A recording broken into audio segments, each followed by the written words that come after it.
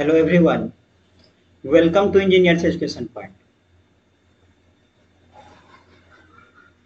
आज आज इस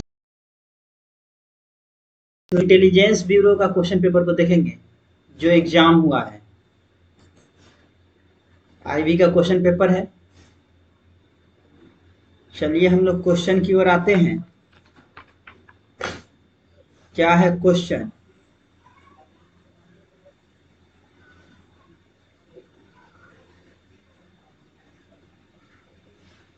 चलिए सभी लोग जुड़ जाइए।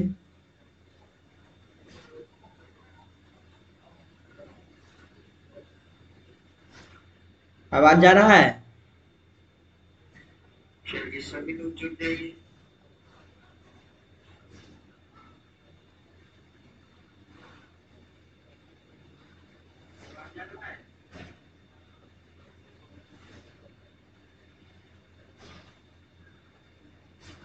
चलिए क्वेश्चन की ओर चलते हैं। पहला क्वेश्चन है, विच statement is true regarding SCR thyristor? Silicon control rectifier thyristor के बारे में कह रहा है। कौन सा जो है स्टेटमेंट सही है?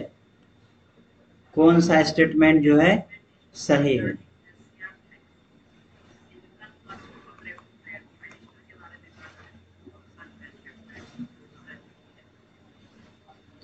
देखिए, सिलिकॉन कंट्रोल रेक्टिफायर में क्या होता है? 3 टर्मिनल होता है। कितना टर्मिनल होता है? 3 टर्मिनल होता है। और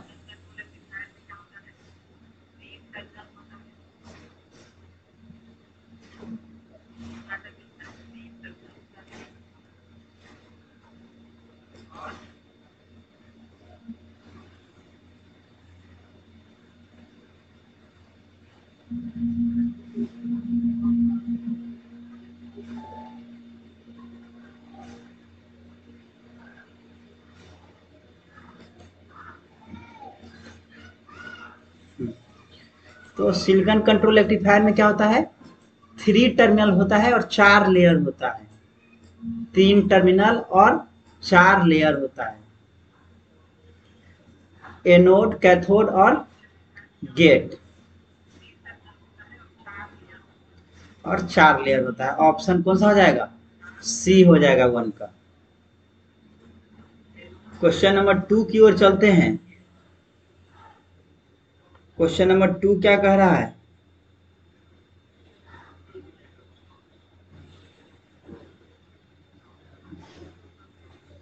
simplify the Boolean expression y is equal to ab plus a into b plus c plus b into b plus c। इसको सिंप्लीफाई करना है बुलियन एक्सप्रेशन को, है ना? सिंप्लीफाई करना है। तो देखिए क्या दिया हुआ है? y इज इक्वल टू दिया हुआ है A B plus A into B plus C plus B into B plus सी।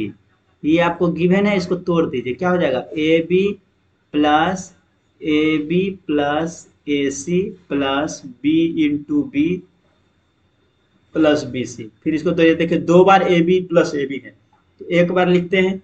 एक बार लिखेंगे A plus A equal to A ही होता है। उसी तरह A B plus A B equal to A B ही होगा, plus A C plus B into B, B into B को बी लिखा जाता है, प्लस बी सी हो गया।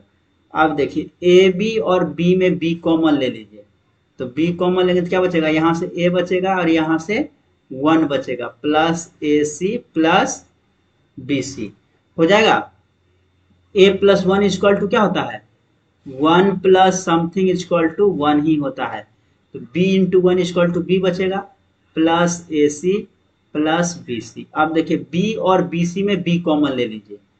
b और बी सी में b कॉमन लेंगे तो क्या बचेगा? b कॉमन लेंगे तो 1 प्लस सी बच जाएगा, अब प्लस ए सी हो गया। 1 प्लस सी इक्वल टू 1 ही होता है, तो क्या हो जाएगा?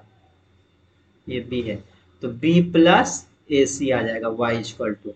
सिंप्लीफाई करने के लिए कौन सा ऑप्शन हो जाएगा? ऑप्शन डी हो जाएगा, 2 का डी, है ना? 2 का डी हो जाएगा। Next question, question number 3, which of the following programming language can be use to express use to process text data for their requirement in various textual data analysis. ठीक है ना, कह रहा which of the following programming language can be use to process text data for their requirement in various textual data analysis. ठीक है ना, text data का जो है यूज किया जाता है किस में, टेक्सुअल डाटा का, तो पाइथन में यूज किया जाता है। 3 का सी हो जाएगा पाइथन। क्वेश्चन नंबर 4 है, कहला इन पीएएम टेक्निक, पीएएम मतलब पल्स एम्पलीट्यूड मॉड्यूलेशन टेक्निक में कह रहा है which of the below attributes of the pulse is use to vary as the amplitude of message vary. ठीक है ना, तो पल्स एम्पलीट्यूड मॉड्यूलेशन है तो एम्पलीट्यूड ऑफ मैसेज वेरी करेगा। ठीक है ना, तो which of the below attributes of the pulse is use to vary, कौन वेरी कराएगा, तो एम्पलीट्यूड है, पल्स एम्पलीट्यूड मॉड्यूलेशन है तो एम्पलीट्यूड ऑफ पल्स जो है वेरी करेगा। पल्स एम्पलीट्यूड मॉड्यूलेशन है तो एम्पलीट्यूड ऑफ पल्स जो है वेरी करेगा। पल्स विड्थ मॉड्यूलेशन में विड्थ ऑफ पल्स वेरी करेगा। पल्स पोजीशन मॉड्यूलेशन में जो पल्स का पोजीशन है वो वेरी करता है। तो 4 का क्या हो जाएगा, सी हो जाएगा, amplitude of pulse. Next question की ओर चलते हैं। क्वेश्चन नंबर 5 क्या कह रहा है, the ability of a device to give identical output when repeat measurement are made with the same input is defined।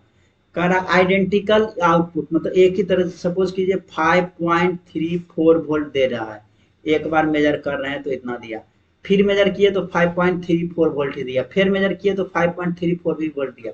Same value जो है बार बार जो है रिपीट हो रहा है, जब आप मेजर कर रहे हैं बार बार तो सेम वैल्यू रिपीट होगा, उसको प्रिसीजन बोलते हैं। ठीक है ना, रिप्रोड्यूसिबिलिटी मीन्स सेम वैल्यू को बार बार रिप्रोड्यूस करना, उसको प्रिसीजन बोला जाता है। ऑप्शन 5 का ए हो जाएगा। 6 है, the precision is compose of which of the following 2 characteristics. कह रहा प्रिसीजन जो है कौन सा 2 कैरेक्टरिस्टिक्स के मिलके बना है। तो प्रिसीजन जब भी आप मेजर करेंगे तो एक सिग्निफिकेंट फिगर आपको दिखेगा और एक कन्फॉर्मेबिलिटी दिखेगा। ठीक है ना, सेम वैल्यू बार बार रिपीट करेगा, रिप्रोड्यूसिबिलिटी होगा तो उसको प्रिसीजन बोलते हैं। ठीक है ना, कोई भी इंस्ट्रूमेंट प्रिसाइज होगा तो वो अच्छी बात है, सेम वैल्यू को बार बार प्रोड्यूस कर रहा है, बार बार आप मेजर कर रहे हैं सेम वैल्यू को प्रोड्यूस कर रहा है तो वो अच्छी बात है, तो उसको हम लोग प्रिसीजन बोलते हैं। तो इसमें 2 कैरेक्टरिस्टिक्स होता है प्रिसीजन का, कन्फॉर्मेबिलिटी एंड सिग्निफिकेंट फिगर। जितना ज्यादा सिग्निफिकेंट फिगर होगा उतना जो है इंस्ट्रूमेंट जो है एक्यूरेट और प्रिसाइज होगा। ऑप्शन 6 का ए हो गया। 7 की ओर चलते हैं, क्या कह रहा है, कह रहा है विच statement is true regarding Norton's theorem. तो नॉर्टन्स थ्योरम में क्या होता है, नॉर्टन्स थ्योरम में नॉर्टन करेंट और नॉर्टन रेसिस्टेंस क्या होता है, जो लोड रेसिस्टेंस होता है उसके पैरेलल में होता है। मींस नॉर्टन करंट जिसको हम लोग शॉर्ट सर्किट करंट भी बोलते हैं, और नॉर्टन रेसिस्टेंस, ये दोनों क्या हो गया, ये लोड हो गया। नॉर्टन करंट और नॉर्टन रेसिस्टेंस जो है ये दोनों पैरेलल में होता है। It consist of current source in parallel with resistance. Option B हो जाएगा। यही अगर नॉर्टन्स थ्योरम की जगह पे थेवेनिन्स थ्योरम के लिए पूछता तो क्या हो जाता, थेवेनिन्स में थेवेनिन्स वोल्टेज और थेवेनिन्स रेसिस्टेंस दोनों सीरीज में कनेक्ट किया जाता है। थेवेनिन्स वोल्टेज और थेवेनिन्स रेसिस्टेंस को जो है सीरीज में कनेक्ट किया जाता है। ये थेवेनिन्स वोल्टेज हो गया, ये थेवेनिन्स रेसिस्टेंस हो गया, ये लोड हो गया, दोनों को सीरीज में कनेक्ट करते हैं, थेवेनिन्स वोल्टेज और थेवेनिन्स रेसिस्टेंस को। थेवेनिन्स वोल्टेज को हम लोग ओपन सर्किट वोल्टेज भी बोलते हैं। ठीक है ना, तो नॉर्टन्स में पूछा है तो नॉर्टन करंट जिसको हम लोग करंट सोर्स बोल रहे हैं और रेसिस्टेंस दोनों पैरेलल में होता है। तो कौन सा ऑप्शन हो जाएगा, 7 का बी हो जाएगा। क्वेश्चन नंबर 8 की ओर चलते हैं। कह रहा है the maximum power transfer theorem states that maximum power is delivered when. Maximum power कब डिलीवर्ड होता है, जब लोड रेसिस्टेंस जो है इक्वल टू सोर्स रेसिस्टेंस होता है। लोड रेसिस्टेंस किसके बराबर होगा, सोर्स रेसिस्टेंस के बराबर होगा, तब मैक्सिमम पावर जो है ट्रांसफर होगा। ये maximum power transfer theorem apply ही तब होता है जब जो है लोड रेसिस्टेंस और सोर्स रेसिस्टेंस इक्वल होता है, तब जो है मैक्सिमम पावर जो है ट्रांसफर होता है। और ये पी मैक्स इक्वल टू क्या होता है मैक्सिमम पावर निकालने के लिए, तो ये वी टी एच स्क्वायर बटे 4 RL, ठीक है ना। यहां से आप मैक्सिमम पावर जो है कितना ट्रांसफर हो गया निकाल सकते हैं। चलिए 8 हो गया। क्वेश्चन नंबर 9 की ओर चलते हैं। कह रहा which statement is true regarding frequency modulation. तो फ्रीक्वेंसी मॉड्यूलेशन में क्या होता है, फ्रीक्वेंसी वेरी करेगा, फ्रीक्वेंसी मॉड्यूलेशन में फ्रीक्वेंसी वेरी करेगा और एम्पलीट्यूड और फेज क्या होगा कांस्टेंट रहेगा, ठीक है ना। एम्पलीट्यूड मॉड्यूलेशन के लिए पूछता तो एम्पलीट्यूड वेरी करेगा और फ्रीक्वेंसी और फेज कांस्टेंट रहेगा, ठीक है। तो यहाँ क्वेश्चन पूछ रहा है फ्रीक्वेंसी मॉड्यूलेशन के लिए। तो फ्रीक्वेंसी मॉड्यूलेशन में क्या होता है, फ्रीक्वेंसी वेरीज करता है और एम्पलीट्यूड और फेज जो है रिमेन्स कांस्टेंट रहता है। तो ऑप्शन कौन सा हो जाएगा, ए हो जाएगा 9 का। क्वेश्चन नंबर 10 है the Kelvin double bridge is use for.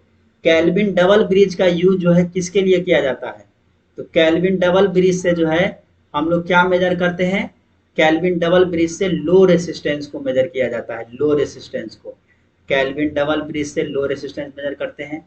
Medium resistance के लिए किसका यूज करते हैं, मीडियम रेसिस्टेंस के लिए व्हीट स्टोन ब्रिज का यूज करते हैं, व्हीट स्टोन ब्रिज का यूज करते हैं मीडियम रेसिस्टेंस के लिए। और हाई रेसिस्टेंस के लिए मेगाओम का मेगर का यूज करते हैं या मेगोम का यूज करते हैं, ठीक है ना। तो मेगर का यूज करके हम लोग हाई रेसिस्टेंस या इंसुलेशन रेसिस्टेंस को मेजर करते हैं। लो रेसिस्टेंस मेजर करने के लिए कैल्विन डबल ब्रिज का यूज करते हैं। मीडियम रेसिस्टेंस मेजर करने के लिए व्हीटस्टोन ब्रिज का यूज करते हैं। नेक्स्ट क्वेश्चन है कह रहा which statement is true regarding DIAC thyristor. DIAC के लिए कौन सा स्टेटमेंट जो है सही है, तो डायक में क्या होता है दो टर्मिनल होता है, मेन टर्मिनल 1 और मेन टर्मिनल 2। इसमें गेट टर्मिनल जो है नहीं होता है। डायक में क्या होता है गेट टर्मिनल नहीं होता है, मीन्स डायक क्या है एक तरह का ट्रायक है विदाउट गेट। ट्रायक में गेट होता है और डायक में जो है गेट नहीं होता है। तो ये दो टर्मिनल होता है और 3 लेयर होता है डायक में, ठीक है ना। ऑप्शन ए हो जाएगा। ये सब क्वेश्चन जितना भी आप देख रहे हैं वो इंटेलिजेंस ब्यूरो आई जेआईओ जो है इंटेलिजेंस ब्यूरो जेआईओ का जो क्वेश्चन हुआ एग्जाम हुआ है उसका ये क्वेश्चन पेपर है, ठीक है ना। 22 तारीख को 22 जुलाई 2023 को जो एग्जाम हुआ है इंटेलिजेंस ब्यूरो का उसी का ये क्वेश्चन पेपर है। चलिए नेक्स्ट क्वेश्चन है which of the following is true from for memory. P ROM means programmable read only memory, इसके लिए कह रहा है कौन सा स्टेटमेंट सही है। तो पी रोम में क्या होता है एंड गेट प्रोग्रामेबल होता है और गेट जो है फिक्स होता है। It has programmable and gate and fixed or gate, है ना। ऑप्शन बी हो जाएगा it has programmable and gate and fixed or gate, option B हो जाएगा। तो इस सेशन में हम लोग टोटल 12 क्वेश्चन देखे इंटेलिजेंस ब्यूरो का, है ना।